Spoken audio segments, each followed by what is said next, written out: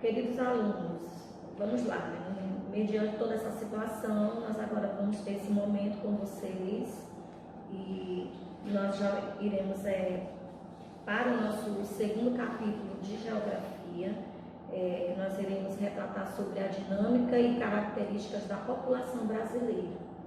Ou seja, para nós falarmos da dinâmica e características da população brasileira, eu trouxe aqui uma introdução rapidamente do nosso livro que fala sobre a questão. São poucos os países do mundo, né, que têm uma área territorial com grandes dimensões, como a do Brasil, e são ocupados por uma população tão numerosa. Então, nós podemos observar que a nossa população brasileira, ela é bem, podemos dizer uma palavra correta para essa questão, ela é bem distribuída, na verdade. Então, quando nós falamos dessa dinâmica e das características da população brasileira, nós vamos trabalhar nessas questões, como está essa distribuição da nossa população brasileira. Nela nós iremos retratar o cálculo dessa densidade brasileira, que eu até coloquei aí para vocês, essa densidade demográfica do nosso estado brasileiro, do nosso país. E temos a mobilidade da população brasileira, que a gente vai adentrar um pouco aí nessa nossa mistura, né, de raças, essa diferenciação. Então vamos lá. Nessa densidade demográfica, a tia colocou aqui, para calcular a densidade demográfica se faz o seguinte conta, né? Aí nós temos aí densidade demográfica, que é igual à questão da população total com a área do nosso país para dar o resultado. Ou seja, você vai dividir o número de habitantes, você vai pegar o número de habitantes, você vai dividir com a área do nosso país, que a gente vai chegar a essa densidade demográfica. Hoje o nosso país, o último censo do IBGE, ele relatou que o nosso país tinha 207.660.929 habitantes, sendo que a nossa área do nosso território é de 8.515.779 quilômetros quadrados. Se nós formos fazer essa divisão, nós vamos chegar a questão de habitantes por quilômetro quadrado, ela vai chegar a 24 habitantes, né, dentro dessa divisão. E nessa questão dessa densidade demográfica, nós não podemos deixar de relatar a divisão das regiões brasileiras, que nós temos centro-oeste, nordeste, norte, sudeste e sul. Então foi necessário essa dinâmica, né, das características do nosso país para a gente poder ter essa identificação. Como era que nós iríamos fazer um estudo de um determinado estado?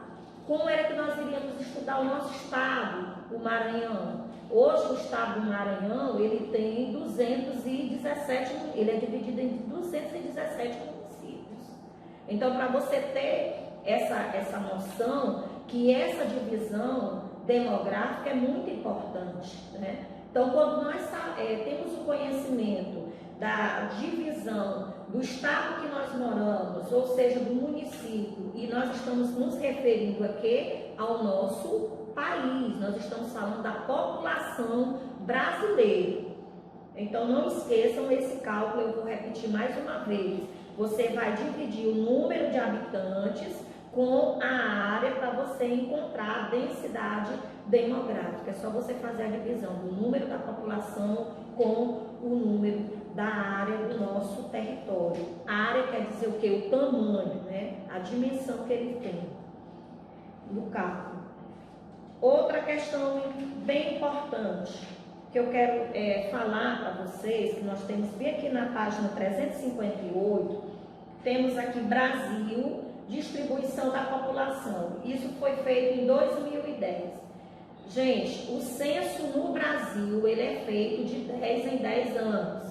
Esse ano de 2020 é para acontecer a questão dessa densidade demográfica, desse censo no Brasil. Mas devido a essa pandemia, o Instituto Brasileiro Geográfico e Estatística, eles estão, né, fazendo um trabalho diferenciado, porque até agora não se pode enviar para nenhum município, nenhum estado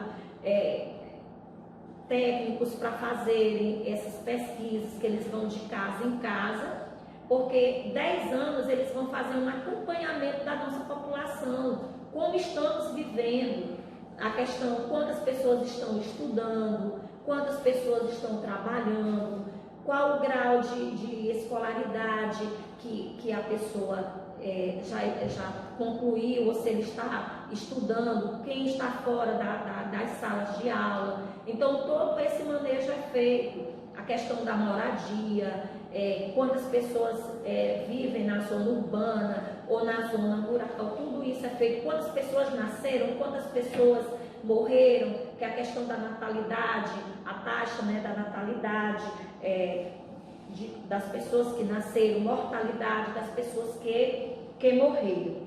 Então, essas questões do censo, eu creio que com essa pandemia que está acontecendo no mundo todo, o IBGE depois, eu creio que eles irão dar uma nota devido a tudo isso, né? Mas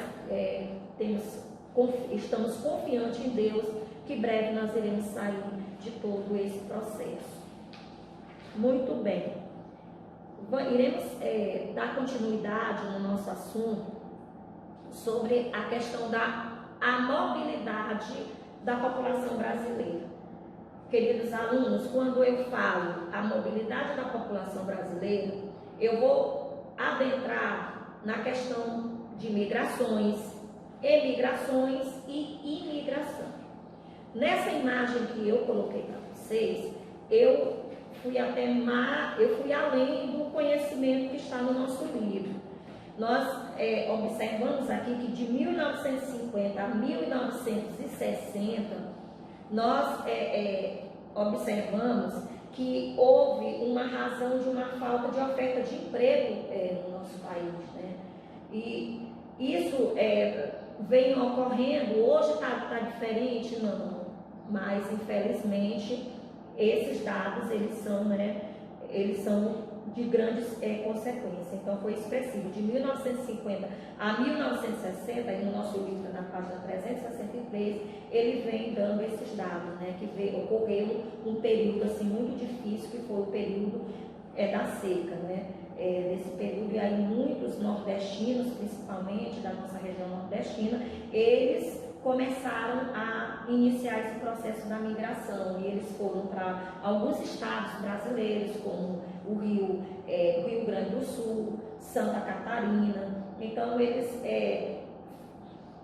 foram para essas capitais em busca de quê? De sobrevivência. Eles foram para outros estados em busca de sobrevivência. Na página 364, nós temos aqui de 1960 a 1970, né? De 1960 a 1970, eu coloquei aqui que, segundo o grande processo dessa migratório brasileiro, muitos iniciaram o processo da exploração do ouro, né? E aí começou o processo nas áreas das florestas amazônicas e do nosso cerrado, sendo que eles deixaram a região nordestina, sudeste e o sul, para viverem em áreas, né, do interior, entre as regiões norte e centro-oeste do nosso país. Ou seja, eles foram em busca, né, dessa grande riqueza aí, que é o ouro. Entre 1970 a 1980, nesse período aí houve o quê? Uma intensificação do fluxo migratório. Por quê, professora? Para as regiões centro-oeste e norte do país.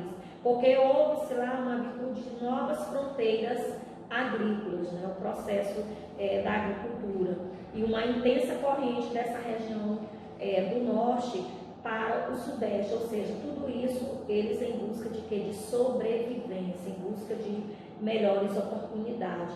Para vocês terem uma ideia, que na década de 80, o estado, só no estado de São Paulo, ele recebeu 7 milhões de imigrantes. E hoje você pode observar, e nós temos esse conhecimento que São Paulo é considerada a maior capital, né, do nosso país. Por quê? Porque lá eles oferecem vários tipos de serviço, de trabalho, e aí o nordestino, ele geralmente vai para São Paulo em busca, né, de melhores condições de vida, de sobrevivência. Então esse fluxo migratório, eles ocorreram mediante isso. E falando dessa mobilização, dessa mobilidade, né, da população brasileira, nós temos aí os dois processos. Nós falamos agora só da migração, agora vamos falar um pouquinho dos imigrantes e emigrantes. O que quer dizer imigrante? Imigrante é aquela pessoa que ela chega para viver em um país estrangeiro, ou seja, é um país que não é o seu de origem, né? Então ela saiu do país dela e foi para outro, então é chamado de imigrante. Já o emigrante é a pessoa que, em relação ao seu país de origem, ela migra espontaneamente, né, a viver em um país estrangeiro, né? Então ela tem essa relação com o país dela de origem, mas ela vai migrar para outro em busca de também melhores condições de vida.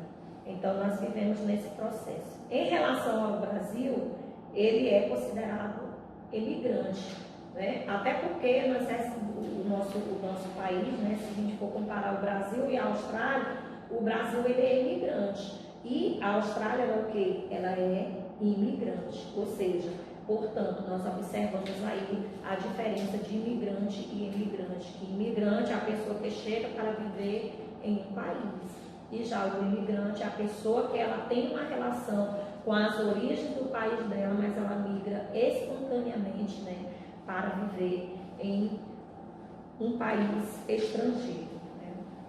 Essa é a diferença. Na página 366, eu quero abordar aqui mais um pouquinho sobre a imigração no Brasil e a imigração do nosso país, que por volta do século XX, né,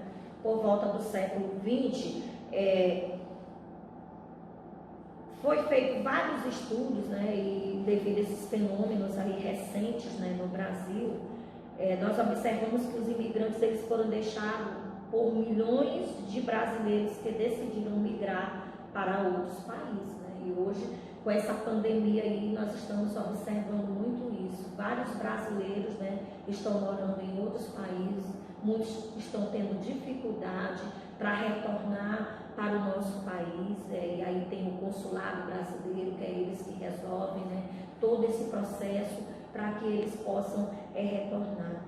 Então são vários os fatores responsáveis pelo aumento do número de brasileiros que estão residindo no exterior. E aqui nós temos